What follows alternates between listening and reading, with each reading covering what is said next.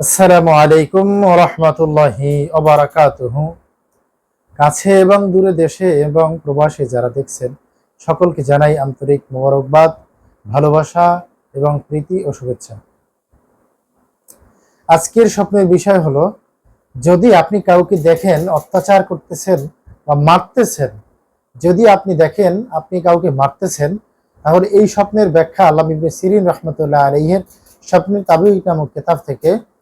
আপনি বিপদ আপদে পড়ার সম্ভাবনা, আপনি অনেক বড় বিপদ আপদে পড়ার সম্ভাবনা বহন করে এই স্বপ্ন, এবং সেই বিপদ আপদ আপনার সামনে অসম্মানজনক বিপদ আপদ আপনার সামনে আসার আশঙ্কা, অসম্মানজনক বিপদ আপদ আপনার সামনে আসার আশঙ্কা, আপনি সেই অত্যাচার নিজের উপরেও পড়তে পারে, এমনটাই এই স্বপ্নে তাবির বহন করে। আমরা অবশ্যই আল্লাহর কাছে এমন স্বপ্ন দেখলে পানা চাইবো, মাপ চাইবো, আল্লাহর কাছে দোয়া করবো যে আল্লাহ পাক আমাদের সমস্ত খারাপ স্বপ্ন থেকে হেফাজত করুন। আখির দাওয়ানা আনিল হামদুলিল্লাহি রাব্বিল আলামিন। আসসালামু আলাইকুম ওয়া রাহমাতুল্লাহি ওয়া বারাকাতুহু।